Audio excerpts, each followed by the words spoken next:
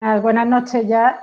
Bueno, yo voy a hacer una participación bastante breve porque, bueno, entiendo que se han tocado suficientes temáticas que al final redundan en lo que es un comité de empresa, puesto que nosotros al final lo que estamos haciendo es recoger siempre las inquietudes de nuestro profesorado y además de asesorar, pues trasladar todas esas inquietudes a las personas que coordinan o pueden, digamos, estar en una posición de gobierno. Entonces, bueno, yo básicamente solamente quiero hablar entre las inquietudes que el profesorado manifiesta en esta situación que se nos ha venido encima desde el mes de marzo de una manera tan inminente y que ya se ha abordado este tema, pues es el factor humano, ¿no?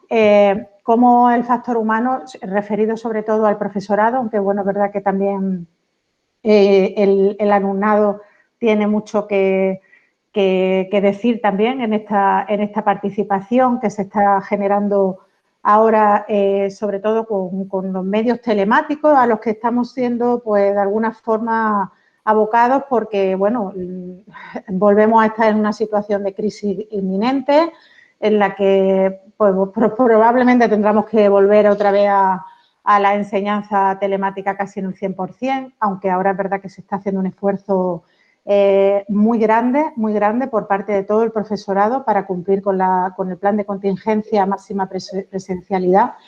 Y también es verdad que otra de las cosas que preocupan mucho son las amenazas a las que precisamente se enfrenta el profesorado ante ese nuevo escenario de la virtualidad. Entonces, evidentemente, nosotros como profesores pensamos que el profesor es imprescindible no solamente por la transmisión del conocimiento que desarrolla, sino que el profesor necesita de una cercanía porque aporta ese componente personal, esa parte que podríamos llamar de carisma y esa parte experiencial que una persona como un profesor universitario puede transmitir y eso no siempre se puede hacer por el hecho de estar presentando a través de una pantalla, porque todos sabemos que igual que cuando uno escucha música, no es lo mismo escuchar la música en un reproductor fantástico que hoy día podemos tener todos,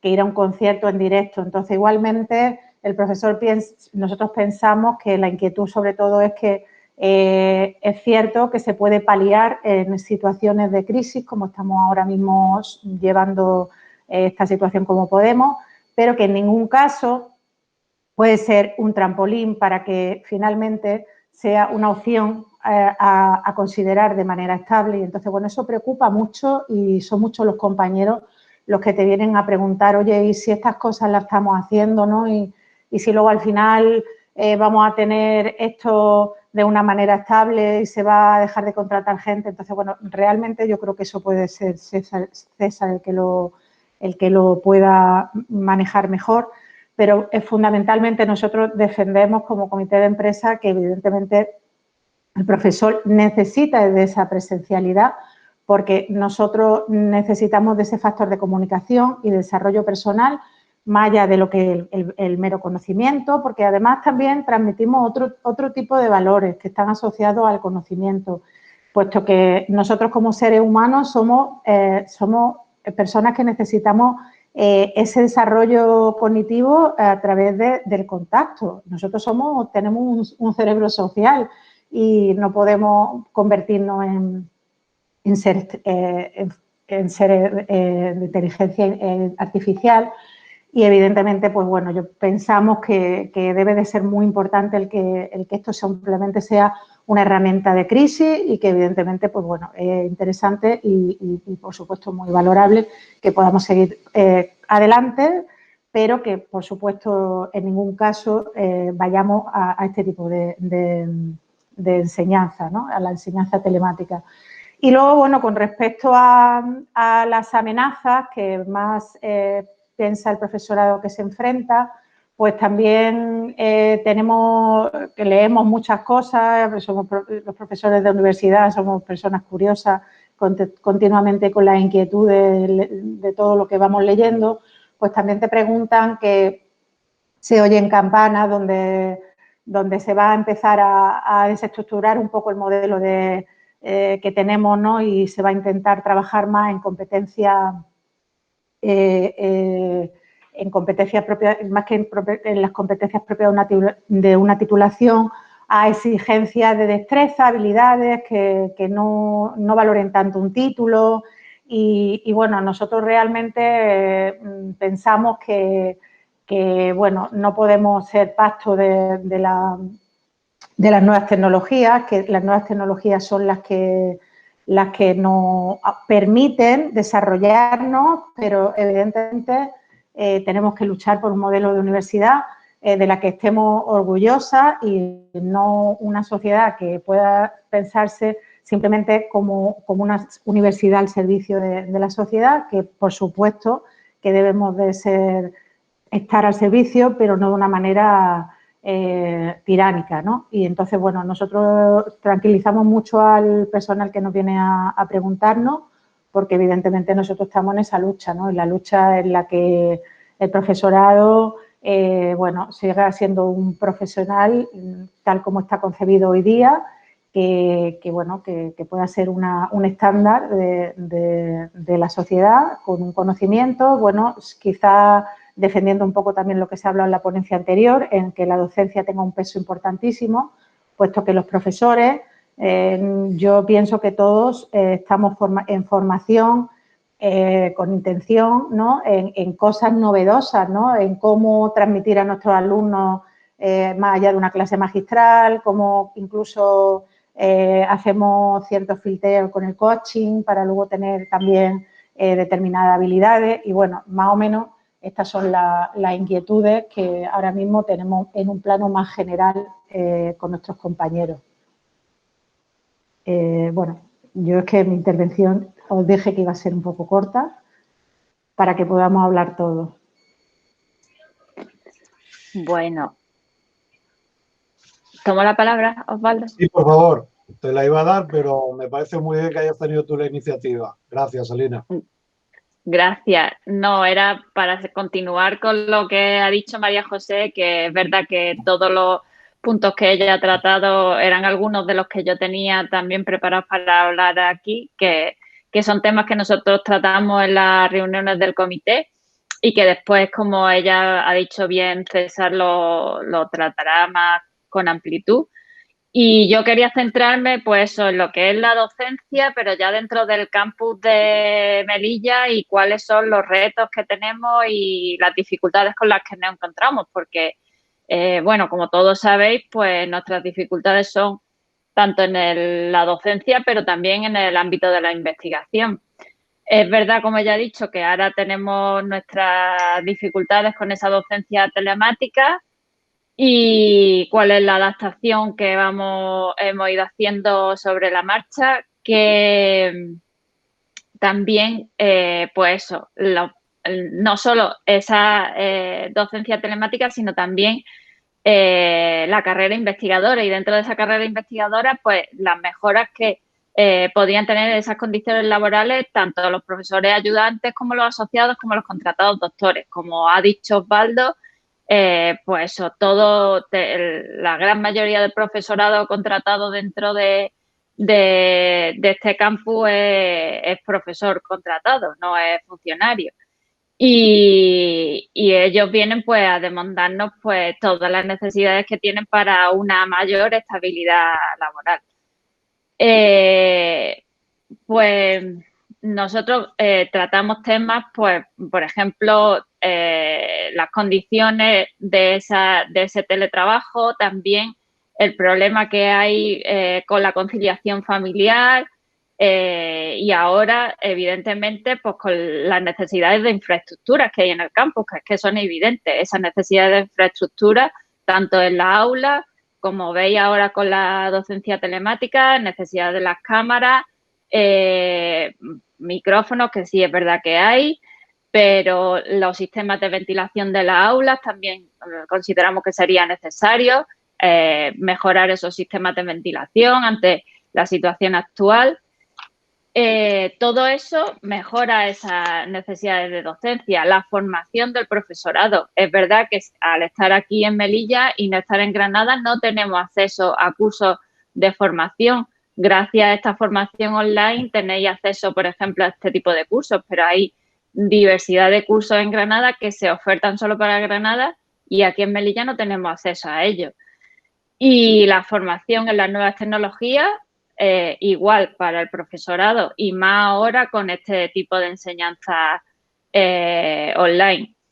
Nosotros nos debemos a nuestros alumnos, como vosotros habéis dicho, pero tenemos que tener en cuenta la sociedad en la que estamos, como han dicho los ponentes y los participantes anteriores.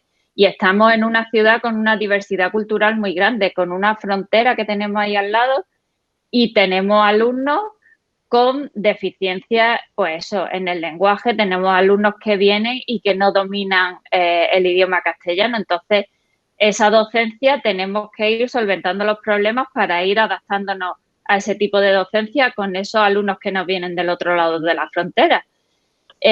Todo eso hace que tengamos que pues renovarnos y adaptarnos a las situaciones. Y después creemos que sería necesario también mejorar esos contratos programas. Los contratos programas que tiene la universidad, no solo adaptarlos a pues eso, números abstractos, datos abstractos, sino adaptarlos a las necesidades reales que tiene el campus y que tiene cada una de las facultades.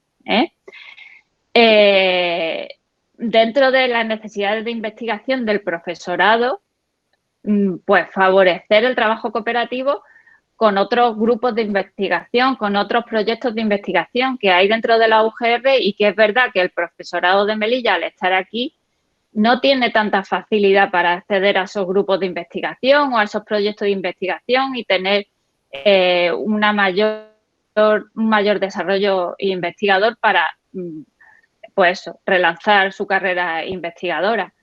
Y bueno, supongo que María José lo habrá planteado también, pero las enseñanzas prácticas, tanto en su facultad como en la nuestra y en las demás, los alumnos demandan esa mejora de esas enseñanzas prácticas, y vemos que con esta enseñanza telemática cada vez va a haber más problemas para que los alumnos tengan acceso a esas enseñanzas telemáticas. Hay que, pues, no sé, idear otra forma de que los alumnos puedan acceder a las empresas, a las administraciones públicas, a los centros en los que ellos necesitan hacer esas enseñanzas prácticas, porque si no, la universidad está al margen de la sociedad y del mercado laboral.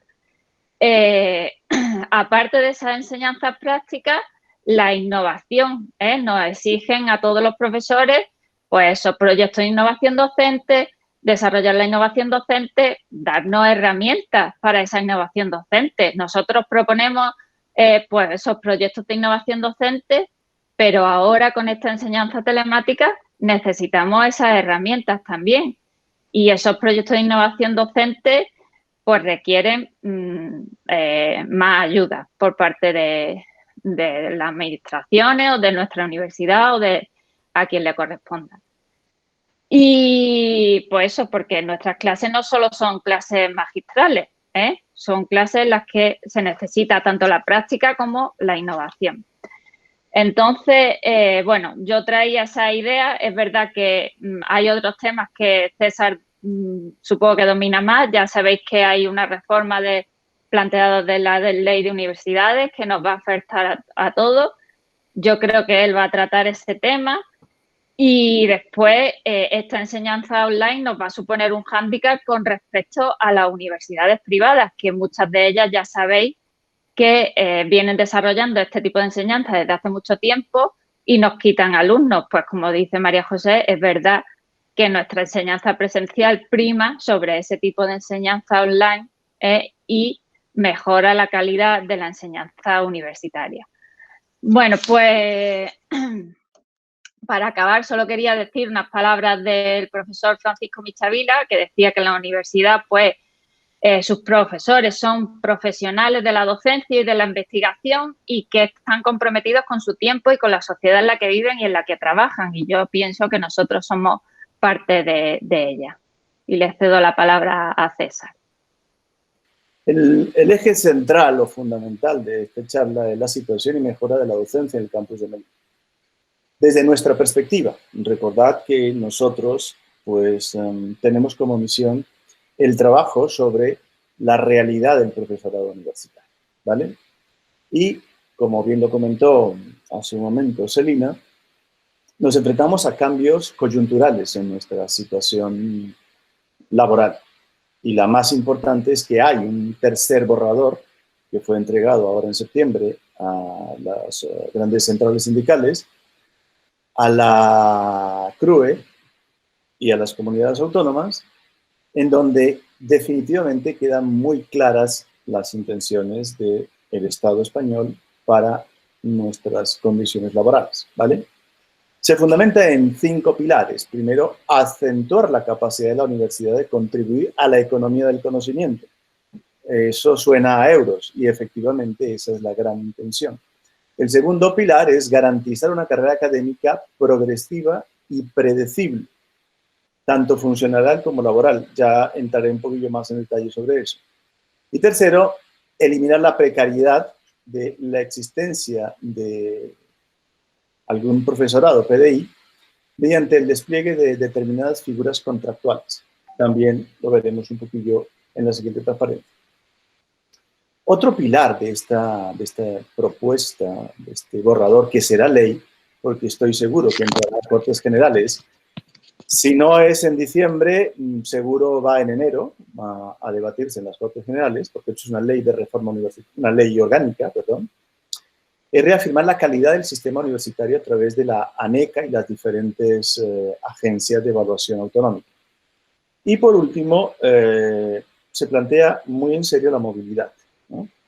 Tanto nacional como internacional. De hecho, en las nuevas figuras será obligatorio. Bien. Sin embargo, presentar una ley en esta situación, a mi juicio, conlleva algunos problemas estructurales. Es decir, la universidad tiene un acusado déficit de financiación. No digo nada nuevo cuando de todos es sabido que, por ejemplo, la Junta de Andalucía para la Universidad de Granada no permitió o no dio presupuesto. Es decir, el presupuesto del año 2021, porque va por año fiscal, será los remanentes que tenía la universidad, en torno a 130 millones de euros. Os recuerdo que solamente en plantillas al año paga la universidad 270 millones de euros. Otro problema estructural que lleva la Universidad Española en general y la Universidad de Granada en particular es el envejecimiento del profesorado universitario debido a la escasa o nula renovación de plantillas. Escasa en algunas áreas y en algunas, las menos, una negación de la contratación y un catálogo de adscripciones y vinculaciones. Bien, y a mi juicio yo creo que hay una inexistente planificación a medio y a largo plazo de las plantillas de profesorado, ¿sí? Es decir, no puede obedecer a criterios numéricos. Este año, en el año 2021, va a haber, por ejemplo, en la Universidad de Granada, en torno a 220 jubilaciones, y entonces se va a planear pues, la reestructuración docente y la reasignación de la docencia y la contratación del nuevo profesorado, pero solo porque hay números, ¿no? Es decir, porque pues, vamos envejeciendo.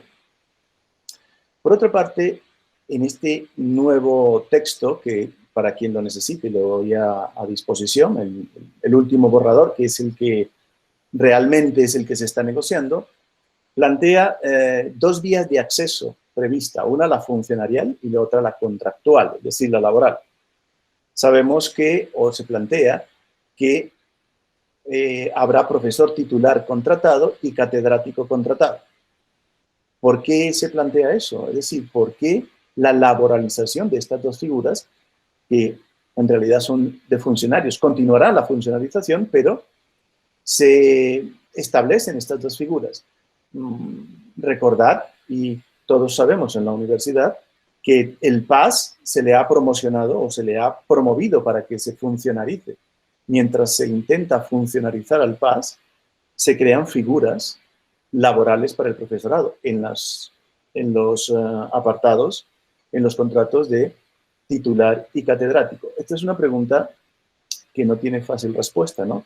Pero que obedece a posiblemente un criterio de desfuncionalización de la universidad, ¿vale? No está de más recordar que el actual ministro de Universidades, el profesor Castel, viene de la universidad privada y su formación es en la universidad privada, fundamental. Esto queda como comentario solamente, ¿de acuerdo? Bien, un tema importante que me parece a mí determinante en esta nueva propuesta, este nuevo reglamento, esta nueva ley de profesorado, este nuevo estatuto, es el acceso a la promoción de jóvenes profesores.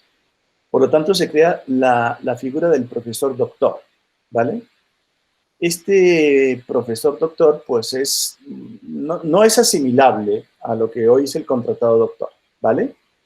Porque este profesor doctor podría ser contratado sin estar acreditado, ¿vale? Porque las nuevas figuras obligarán a una readaptación de las acreditaciones a través de la Agencia Nacional de Evaluación. Y un aspecto importante también a tener en cuenta es la problemática de las actuales figuras como los asociados y otro tipo de profesorado precario.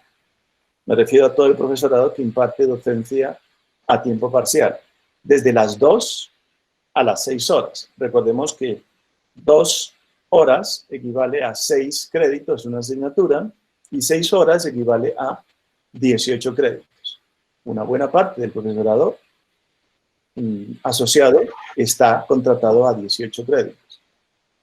Que de 18 a 24 la diferencia no es mucha, pero salarialmente es significativamente importante, ¿vale?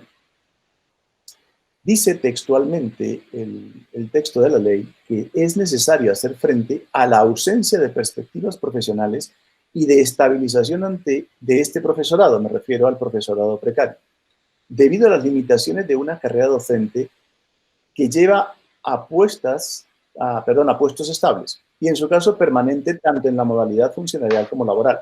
Es decir, si es importante que se establezca una carrera tanto laboral como funcionarial segura, debe ser igual de importante que se contemple una solución al profesorado que tiene este tipo de contratos que podríamos llamar precario, lo que llamamos el profesorado precario. Es interesante que se abren algunas figuras dentro de esta nueva legislación. Se habla, por ejemplo, del profesor distinguido, profesor o profesora distinguida, profesor emérito, sustituto y profesor asociado. Se mantienen esas figuras, pero no se habla realmente o no hay una memoria económica que lo soporte, que lo sustente.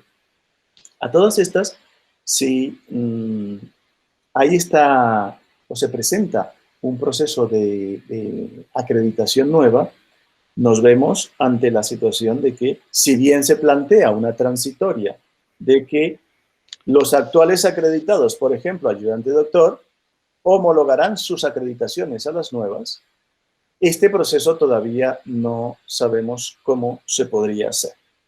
Por lo tanto, hablar de mejora de la docencia tiene que pasar fundamentalmente por mejora de las condiciones laborales del profesorado. Tiene que pasar por la estabilización de plantilla, tiene que pasar por intentar solventar la problemática estructural de un campus como el nuestro. Y nuestra problemática estructural es de inversión. El Estado no invierte, todavía sabemos que hay negociaciones para que supla el dinero que aparentemente le costamos a la universidad. Si bien las cuentas que se presentan anualmente dice que costamos entre Ceuta y Melilla unos 12 millones de euros, las cuentas desglosadas nunca las he podido ver. Son cuentas públicas, pero mi seguramente ignorancia sobre los estados financieros me impiden ver los detalles de estos costos. Pese a esto, el Estado español promete que va a suplir el déficit que cuesta mantener los campus de Ceuta y Melilla. Sabemos que hay titulaciones en nuestro campus que dependen de los convenios que mantenemos con la ciudad autónoma. Que necesitamos cuidar esos convenios porque al cuidarlos estamos cuidando nuestro trabajo. Y que esa dependencia es una dependencia política. No es una dependencia estructural, no es una dependencia directamente avalada por el gobierno central. Es una dependencia que, si bien entrara un partido político nuevo y dijera, pues mira, no queremos continuar con estos convenios, pues posiblemente pasaríamos una situación bastante difícil. Impredecible seguramente, pero bastante difícil. Entonces, cuando hablamos de calidad docente, necesariamente debemos hablar de condiciones laborales. No voy a detenerme en la realidad que estamos viviendo en este momento. No voy a detenerme en profesorado que da a regañadientes su clase sabiendo que el espacio que tiene no cumple con todas las exigencias del protocolo COVID que debería tener. Sabemos la situación en la que nos encontramos y sabemos, y esto hay que decirlo, hay que reconocerlo, que somos los olvidados en bastantes aspectos, sobre todo cuando de dinero hay que hablar. Por lo tanto, nuestro trabajo y nuestra perspectiva sindical de la realidad siempre está subyaciendo a la existencia y la coexistencia con acuerdos económicos sobre estabilización de plantilla y sobre mejoras de compensaciones salariales, etc. Todo esto ha llevado que mucho profesorado joven llegue y dure muy poco tiempo. No se pueden estabilizar plantillas cuando llega un profesor o profesora muy joven, con magnífico currículum, pero renuncia.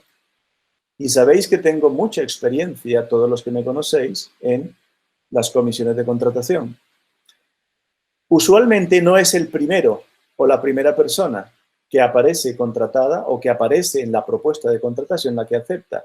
Pasa la segunda, la tercera, la cuarta y hay casos de sexta, séptima u octava persona. Es decir, no digamos la menos formada, pero puede que la menos motivada para aceptar el cargo. Estas son realidades en las que nos enfrentamos. Estas son realidades que nos ayudan a comprender que nuestra situación de solvencia docente, económica y estructural tiene que ser una prioridad para cualquiera de los gobiernos. Gobierno de la universidad y gobierno central, porque somos dependientes del gobierno central. Básicamente ese es nuestro trabajo. Junto con aquello que plantearon mis dos compañeras brillantemente, podemos llegar a concluir o a plantear como una propuesta inicial que debemos mirar la condición del trabajador para poder valorar la calidad de su docente. Nos enfrentamos a que se han propuesto los sexenios docentes. Ya tenemos los sexenios de investigación, los sexenios de transferencia y se están negociando los sexenios docentes. Una muy buena noticia si llegamos a un acuerdo adecuado con el gobierno central, con el ministerio. Claro, estos sexenios estarán sometidos al docencia, ¿no?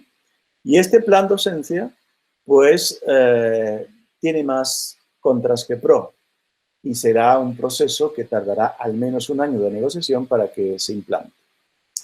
Por lo demás, no quiero aburrirles demasiado, ya son las 9:15, hay que irse pronto y me gustaría que si hubiera algún comentario o algo por el estilo, saliera. Muchas gracias a todas y a todos por vuestra paciencia.